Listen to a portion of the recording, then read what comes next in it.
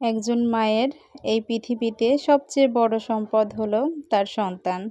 একজন মায়ের তার সন্তানকে নিয়ে আকাশ পরিমাণ স্বপ্ন থাকে। হাজারো দুঃখ কষ্ট, হাজারো ঝামেলা সব কিছু সহ্য করে একটা সন্তানকে মানুষ করেন। আর এই সন্তানকে মানুষ করতে গিয়ে বাবা মাদের হাজারো কষ্ট, হাজারো সমস্যা ফেস করতে হয়। সো হ্যালো এভরিওয়ান, আসসালামু আলাইকুম। রাইয়ান লাইফস্টাইল ব্লগে আপনাদের অনেক অনেক স্বাগতম। দেশ ও দেশের বাইরে এই মুহূর্তে আমার ভিডিওটি আমার যে সকল ভাইরা আপুরা দেখছেন, সবাইকে আল্লাহ তাআলা সুস্থ সবল রাখুন, ভালো রাখুন, এই দোয়াই করি সবসময়। তো ভিডিওটি কালকেই আর কি আপলোড করব। তো মনের অবস্থাটা ভালো ছিল না। ছোট ছোট সন্তান, তারা একটু ধোঁয়া সহ্য করতে পারে না। সেই সন্তানেরা আজকে এত অবস্থা খারাপ হয়ে গেছে। তো আসলে ভিডিও দেখলেই অনেক খারাপ লাগে। একটার পর একটা শুধু দেখতেই মন চায়, মনে হয় কি হলো। তো কতটা কষ্ট পেয়ে ওরা এই পৃথিবী ছেড়ে চলে গেছে। আর এই যে আমার সন্তান, আমার ছেলে, তো আমার বাবাটা আজকে বাজারে যাবে। তো বলছে আম্মু আমি বাজারে যাব। ওর মামা বিদেশ থেকে ঘড়ি দিছে। তো ঘড়ির আর কি চার্জারটা দেয়নি, টাচ ঘড়ি। তো সেই জন্যই আর কি বাজারে যাবে, বাজারে গিয়ে নিয়ে আসবে। ওর বাবা বলছিল যে এনে দিবে। তো 2-3 দিন ধরে আর কি বলছে, তো মনে থাকে না। তো বলল যে, তো এতক্ষণ যে কথাগুলো বললাম, তো আসলে কথাগুলো বলছি ওই যে বিমান দুর্ঘটনা হয়েছে। আসলে এমন একটা ঘটনা আসলে সহ্য করার মতো না। প্রত্যেকটা বাবা মাকে আল্লাহ তাআলা ধৈর্য ধারণ করার তৌফিক দান করুন। আসলে এমন ঘটনা যে কোনো কেউ শুনলেই তাদের গাও শিউরে উঠবে। আর মা বাবা তাহলে যখন শুনছে যে এই সমস্যাটা হয়েছে, তো তখন বাবা মায়ের মনটা আসলে কেমন হয়েছে তা আল্লাহ তাআলাই ভালো জানেন। তো আমি যখন ফার্স্ট শুনেছি তখন আমারই অনেক খারাপ লাগছে। তো কি বলবো, বলার ভাষা আসলে নাই। যাদেরকে নিয়ে অনেক স্বপ্ন, অনেক আশা, যাদের পুরাটা ভবিষ্যৎ সামনে পড়ে রয়েছে, এক ঝাঁক পাখিগুলা কিভাবে কি হয়ে গেল। তো কথাগুলো আসলে মনের খারাপ লাগা থেকেই বলে ফেললাম। আমরাও তো মা, আসলে আমাদেরও তো সন্তান আছে, সেজন্য একটু হলেও কষ্ট বুঝতে পারতেছি। আর যে ঘটনা ঘটছে আসলে আমি না, যারা শুনছে তারা সবাই আসলে মন খারাপ করবে, এটারই কথা, যে অবস্থাটা হয়েছে।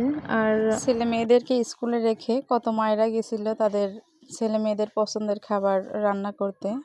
অবশ্য রান্নাও করছে, যে আমার সন্তান এই খাবারটা দিয়ে আসলে ভালো করে খাবে। তো প্রত্যেক মায়েরাই আসলে আমরা চেষ্টা করি যে আমাদের ছেলে মেয়েরা যেটা পছন্দ করে সেই খাবারটা রান্না করার জন্য। তো আসলে এখানে কান্না ছাড়া বলার কিছুই নাই।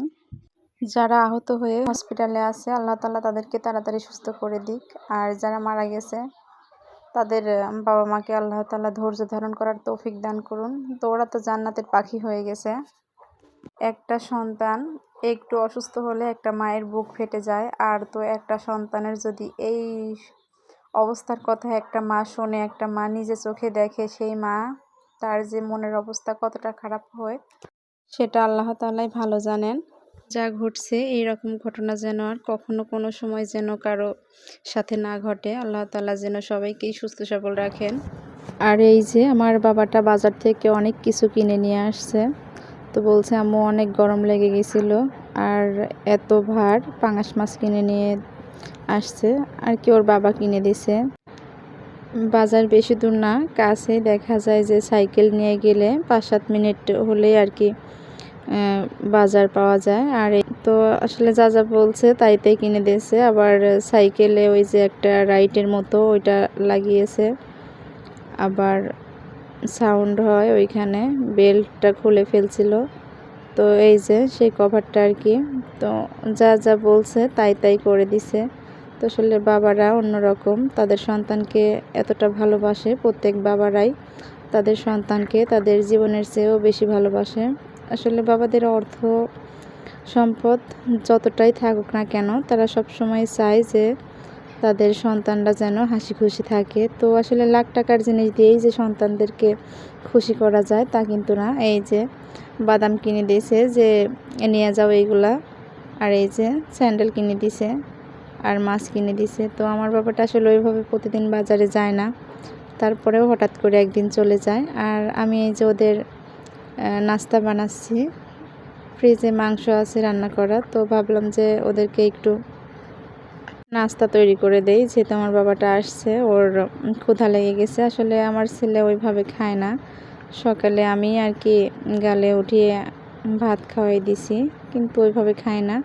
তো মায়েরা আসলে কেমন যেন মায়ের মন। তো আমি অনেকগুলা ভাত নিছি, যে আমার 2টা সন্তান আর আমি খাবো। তো অর্ধেক ভাতও লাস্টে ফুরাইছিল না, তাড়াহুড়া করে বাজারে চলে গেল। তো এখন আসলো, তো মনে করলাম যে নাস্তাটা বানিয়েই দেই। আর ছেলে মেয়েরা যদি মনে হয় যে একটু সময় খাবার কম খায়, মনে হয় যে মায়েদেরই শান্তি লাগে না। আর এই যে ফ্রিজে মাংস রান্নাটা ছিল, প্যারেলের মাংস।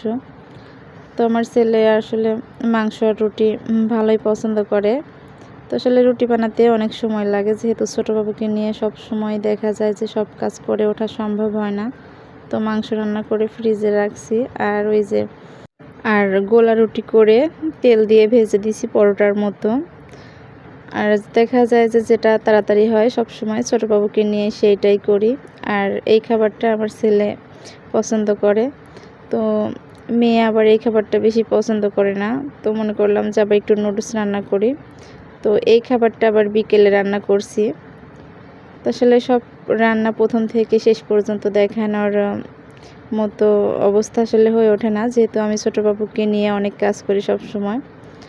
আর আমার ছোটো বাবুটা এখন একটু দুষ্টু হয়ে যাচ্ছে, সে হাঁটা শিখছে। দেখা যায় যে নিজের পায়ে হেঁটে চলে যায় একদিক, তো কিছুই শোনে না, আসলে কিছু বোঝে না, তো কিছু শোনেও না।